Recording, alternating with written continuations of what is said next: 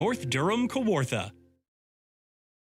The opinions expressed in the following programs are those of the participants and do not necessarily reflect those of Rogers nor Rogers TV.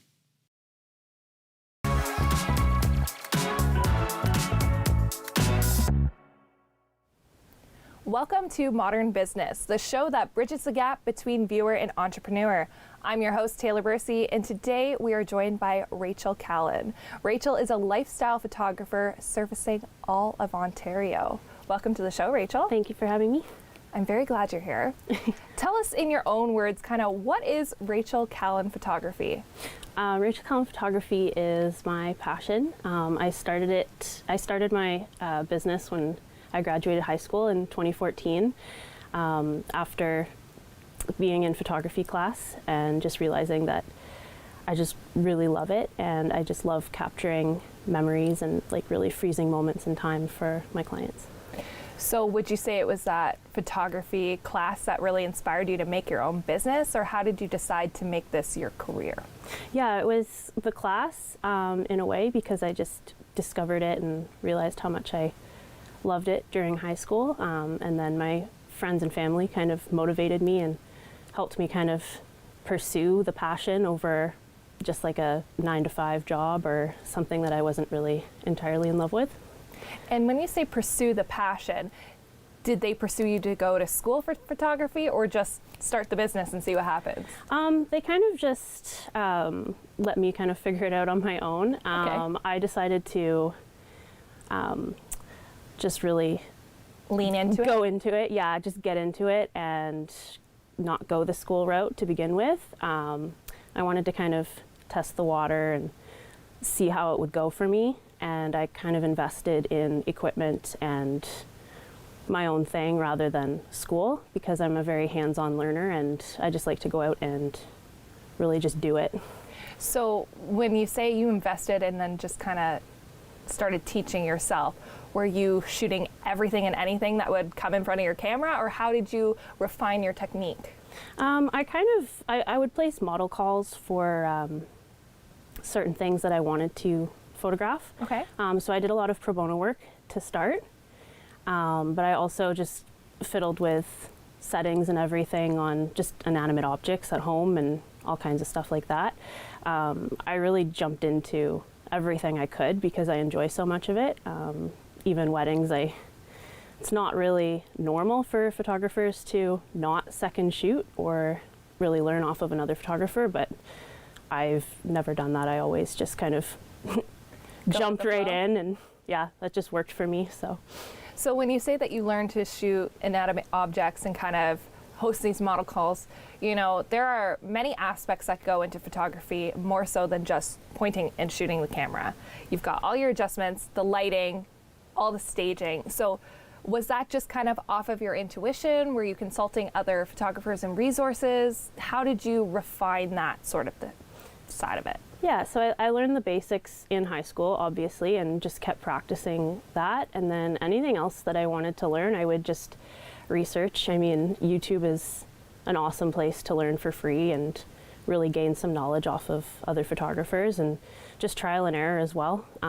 Just taking those lessons from other photographers on YouTube and just doing it and just mastering it. And so you take the photo, you kind of learn and master that aspect of it. Then you have the back end, the editing and the design portion of it. Did you also experiment with that with trial and error? Do you offer those services? How does that side work? Yeah, so I edit all of my stuff in Photoshop Lightroom. Okay. I also do like retouching in Photoshop. Because I'm a lifestyle photographer, I like to keep things as natural as possible. So my main editing tool is Lightroom rather than the Photoshop side. But I did teach myself that as well, and I'm still learning some things in Photoshop, but Lightroom, again, YouTube and articles, just Lightroom itself has a great source if you're looking for something to learn. And I know that a lot of photographers with Lightroom have standard presets of their kind of aesthetic or something. Do you have something like that that you use that you've curated for your brand? Yeah, I developed my own preset based on just what I really gravitated to, based on other photographers' work as well. I kind of picked a few that I really liked to look at mostly. Okay. And I kind of leaned towards the moodier side. Not super moody, but kind of true to color, but a little bit darker, not so much light and airy, and I developed my own preset to match that style. Not quite a sepia mood, but Yeah. kind of a sepia mood, or No, I wouldn't call it that, because it is still like very true to color. okay.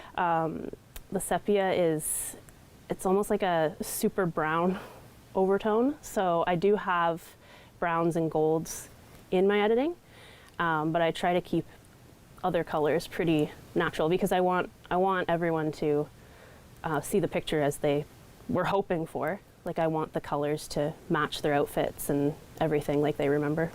Very cool. So naturally, trial and error, intuition to learn and really hone your skills. So you pursue this as a career. You start Rachel Callan Photography. Walk us through what it was like getting your first client and booking your first paid gig. You know, how did you know all the logistics of invoicing, setting your prices, how to get leads? What was that experience like for you? That was a bit of a tricky experience in the beginning. Again, I like to learn myself. I like to do things independently. So it took a while to kind of really get into the flow of it. But I have family members who also run businesses and they were able to help me with invoicing and stuff like that. So I did learn that on my own fairly quickly. As far as clients go and earning clients, it was a lot of word of mouth. So that did take quite a bit longer. But I was very fortunate to have my high school art teacher recommend me to his daughter for her wedding. So my first wedding was actually for Mr. Schilling's daughter, Emily, which was really nice. It's a beautiful full circle moment when that teacher in that class inspired you to then become a photographer, and you get to then shoot a very intimate moment, because a wedding, that's a big risk, right? You have a very well-trained but novice at the time photographer have that big opportunity. So walk us through what that was like. Were you nervous that day? Were you researching, or did you just kind of go with the flow and see what happens? I was pretty nervous, but the Schilling family is very, very kind, so they obviously made me feel super comfortable. But there was a lot of research. There was some new equipment purchased, and I just tried to calm myself down for the most part, right? And really just kind of go with the flow of the day. So was it after shooting that wedding, you know, editing the photos, handing the delivered product, you took a deep breath and went, okay, I can do this. I can start booking weddings and then seek out more weddings? Yeah, from there I kind of just jumped into it even further, and I did seek out more weddings, and I got more clients through word of mouth. I think my second wedding was recommended by one of my friends from high school, so I was very fortunate to have people kind of help me out that way. And then it just kind of snowballs from there. Yeah. So the wedding is, I'm assuming, your first big paid photography gig. Did you dabble in any other types of shoots before niching into lifestyle, or did you always go into this photography business with the mindset that you were going to be a lifestyle photographer? I did kind of practice a few other things. My uncle owns a martial arts club, so I did a little bit of sports photography and things like that. But I would also consider that lifestyle in a way, because I was just photographing the students as they were just in class. So it is very natural, very candid, and I've always just really gone down the road of I want to photograph people naturally and candidly. So. And have you done any kind of in-studio work where you've put people in front of a screen and kind of shot them as well in a more controlled environment? A little bit. I've done kind of like headshots that are just with a plain background, you know, client looking at the camera, just if that's what they want. I have done that before, but it's definitely not what I prefer to do. As far as studio work goes, I actually do a lot of lifestyle photography in studio as well. They're great for families with young children if you don't want to go out in the snow, and it's just a controlled environment as far as temperature and everything goes, so it's much easier on the families. That too would be difficult in the sense that not only are you a photographer, but you're also kind of a wrangler of people, and you have to make sure that they're being casual in the lifestyle environment while also working for the camera.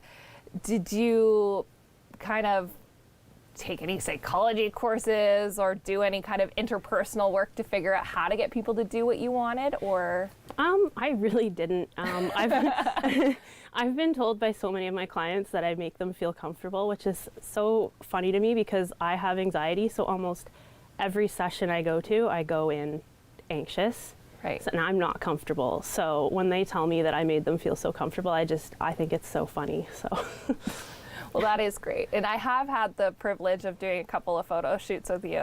And one of my most memorable photo shoot moments with you was we were in a wedding and there was a lot of people there and you wanted everyone to do this certain shot. And it was starting to rain and everyone was getting frantic. And I whispered to you, "What do you want?" You told me exactly what you wanted. I said, "All right, let's do this. Let's go." It's always nice to have a wrangler. Exactly. So you're delegating the wrangling, right? Yeah. Awesome. Well, it's definitely awesome to see your career grow and have that snowballing effect, if you will. So you work the wedding, you pick up some other jobs. I'm assuming you start to establish a portfolio of work, and then you kind of look at it and maybe want to establish your business. So was it after you booked a couple of gigs that you made a website and started marketing, or how was that trajectory for you? I made a website pretty much straight out of high school. It wasn't the best website, but I took what I had and I just threw it up there. And it got more traffic as I built it and as I gained more clients and I had more photos to show. So yeah, I've just been working on it, making it, improving it since I started it in 2014. So you've kept the same site, just made enhancements to it as you go? Yeah. Did it ever cross your mind that, oh, maybe I should hire somebody to do this, or are you a can-doer and will do as much as you can? At the moment, I like to do as much as I can. I like to be able to go on and edit it quickly myself, but I am definitely looking to source someone to actually make me a more professional website in the future. The one I have right now is great. It's through a photographer's website, so it's geared towards photography portfolios, so it works great in the meantime, but I would definitely like something more personalized to myself one day. And we are getting ready to come up to a break, but before we go to the break, because after we're going to talk all about the website, the generation of the business, but just because we're in the moment of talking about where you started, looking at it now, is there anything that you would do differently in the inception? I think I would probably compare myself to others less, try to focus on what's working for me more, because I did a lot of comparisons when I was younger and it doesn't really get you anywhere by doing that. So. And now that you've blazed your own path, you almost look back and go, I wish I didn't think so poorly of myself or put too much pressure on myself here. Yeah. That is awesome and a great revelation, because I think a lot of people can relate to that. Mm-hmm. All right, guys, when we come back, we will be talking about Rachel's journey in marketing, building her business, and what she's going to be doing in the future. So make sure you stay right here with us on Rogers TV.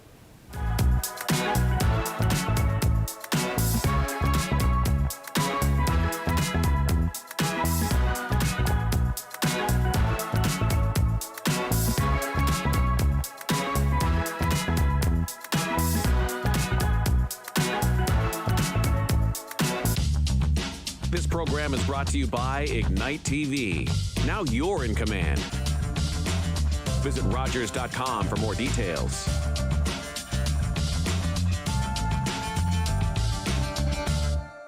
Hi, I'm Angel Morgan, host of Raising Energy on Rogers TV.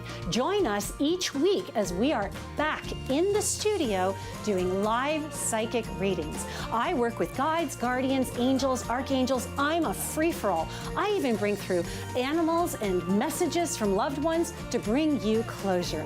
Check out rogerstv.com/raising energy for our listings and airtimes and for your free tickets. Hi, I'm Sean Lackey, and this is Sold with Sean Lackey. You should check us out if you want to find out what's going on in the world of real estate. We'll have all sorts of guests to keep you in the loop on what's going on in this wonderful world. Knights of Columbus TV Bingo every Tuesday at 7 p.m. right here on Rogers TV with a guaranteed $5,000 grand prize jackpot on the full card winner. Every week, 7 p.m. Tuesdays, right here on Rogers TV. Then he fell. Whoa, I'm not driving. I'm way too stoned. How are you feeling, Beer? Oh, since we had that talk, I'm not driving tonight at all. What about you, Dave? You only had a couple of drinks. And only a couple of puffs. I don't drink and drive. No way I'm getting behind the wheel when I smoked weed, too. How are we getting home, then? Oh, you can drive, Dave. Come on, Dave. Take one for the team, buddy. Don't let weed and alcohol influence your decision to drive. Yeah, I need a ride. You're watching Rogers TV.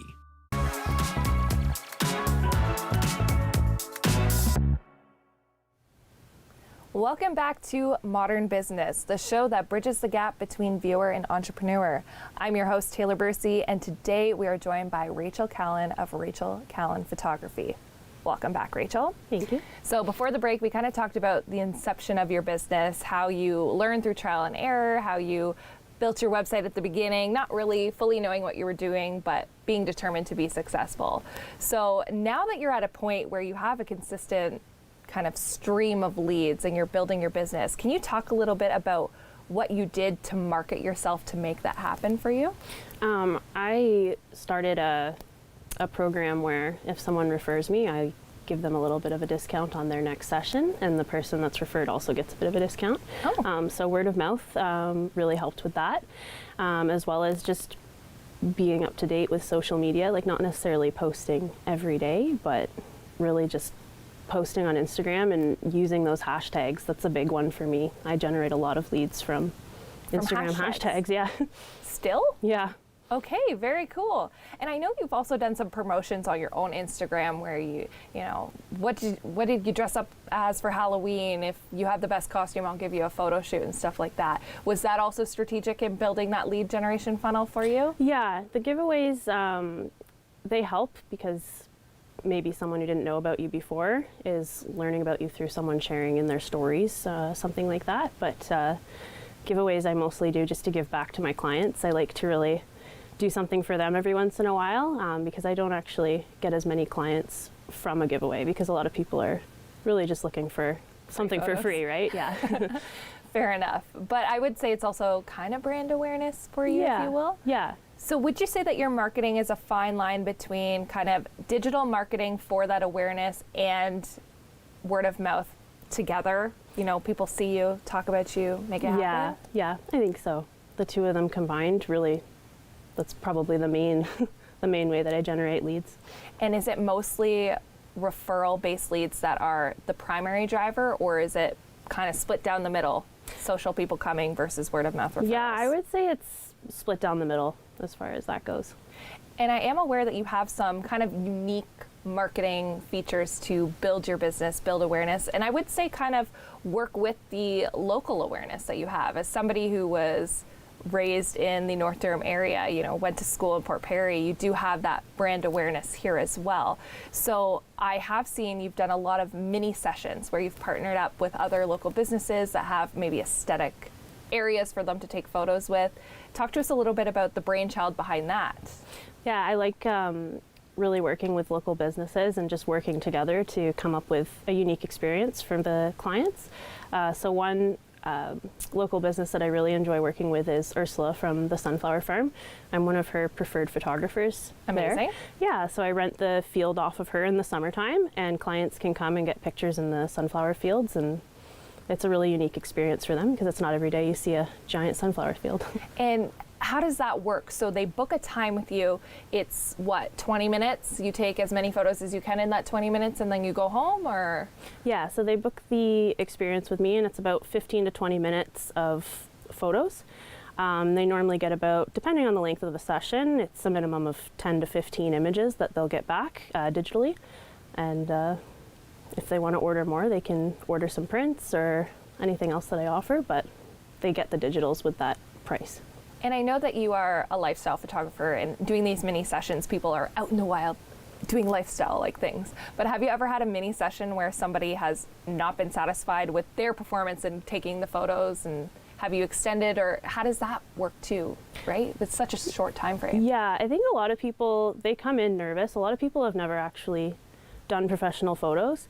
But I think the fact that I make it more of a experience, less posed and more do this, hold hands, walk, look at each other. I think that makes people feel a lot more comfortable, and by the end of it, they're really loosening up and having fun. So they end up really liking the photos. And you're just clicking as quick as you can to make sure that you get everything? Yeah.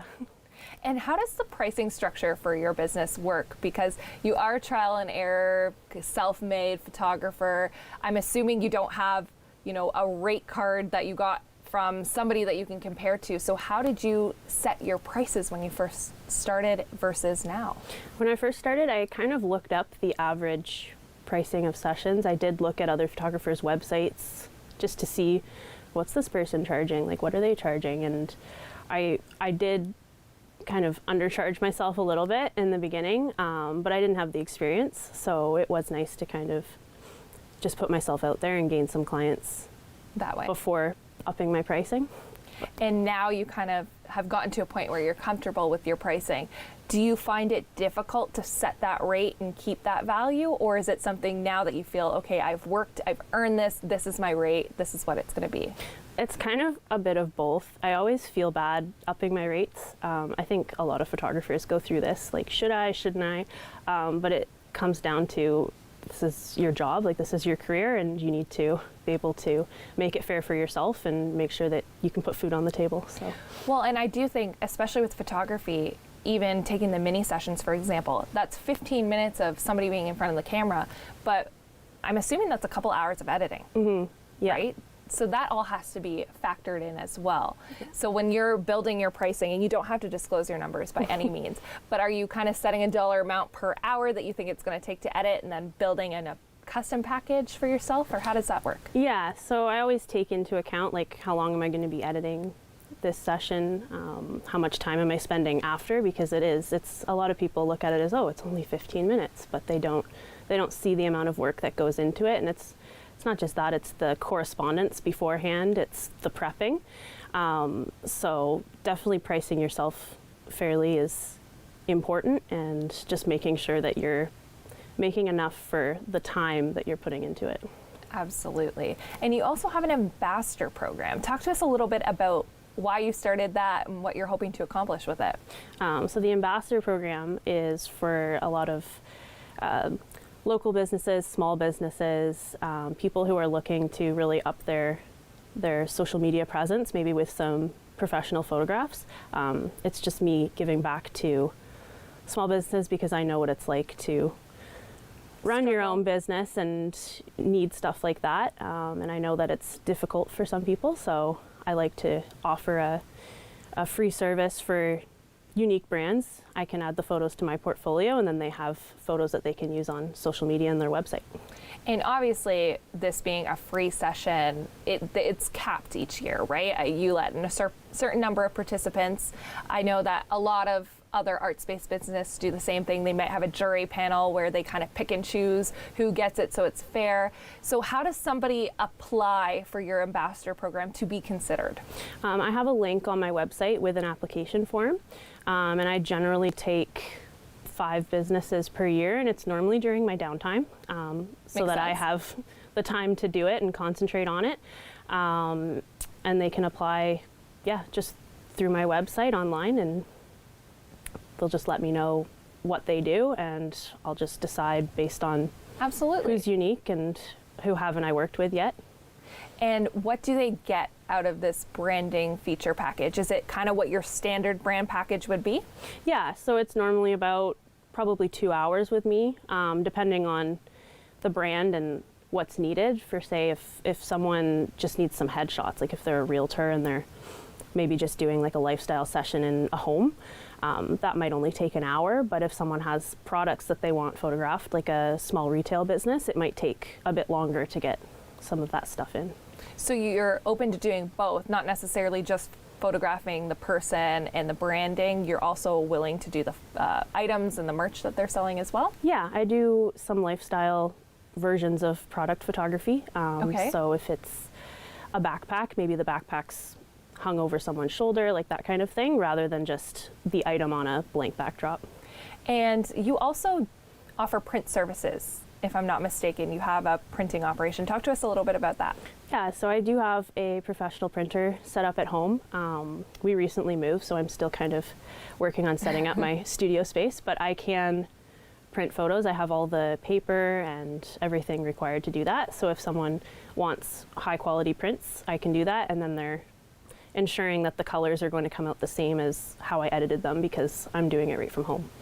And how does the shipping process with that work? Do you have to package them up special because they're photos? How does that work? Yeah, so I would package them up, make sure that there's maybe some cardboard there so that it doesn't get bent in the mail.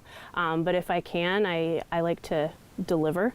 If the clients are maybe here in Durham, I'm coming home to see my mom, I can drop everything off so that it's not getting crushed in the mail. That's probably a very good thing. I'm sure you have some kind of insurance for your mail as well, but definitely making sure it gets there in one piece is ideal. I think it's also lovely that you do home delivery. I'm sure a lot of clients appreciate that nice, unique touch. Now, you mentioned earlier home studio. As a lifestyle photographer, are you bringing people into your home studio to take pictures of them, or are you really just out in the wild per se? I'm mostly out in the wild. As far as photographing people in studio, I like to rent larger studios that maybe have a bed and a couch, things that can be used for family sessions or boudoir sessions. Okay. My studio space is mostly just a blank backdrop for if I want to do anything creative, maybe some self-portraits, photos of my dog, and then it's a space for my computer where I edit. Okay, very cool. Well, it sounds like you have a lucky dog who gets lots of photos taken. Yeah. So talk to us a little bit about what the future of Rachel Callan Photography looks like. It's very similar to how it is now. Okay. Hopefully just more clients and more sessions. I'm pretty happy with the way things are going at the moment, and I just want to really expand and meet more clients. That's wonderful.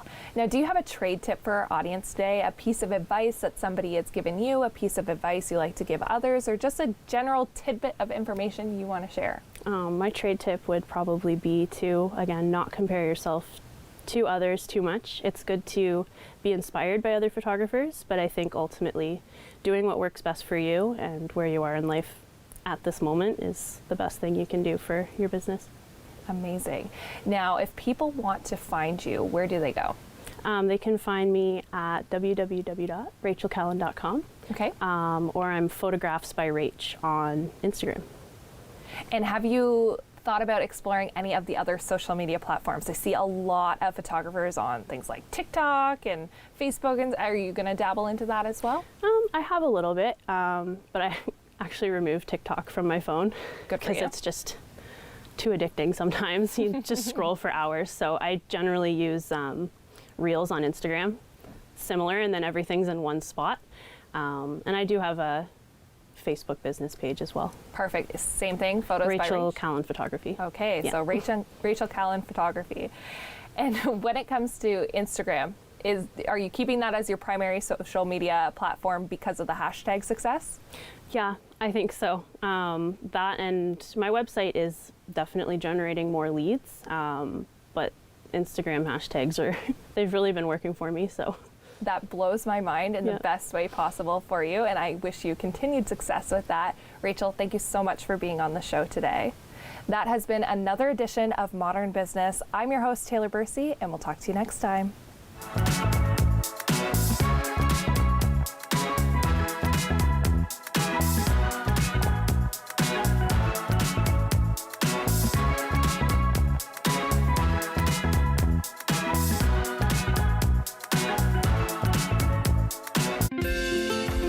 Call the Rogers TV viewer response line. Email us or connect with us on social media.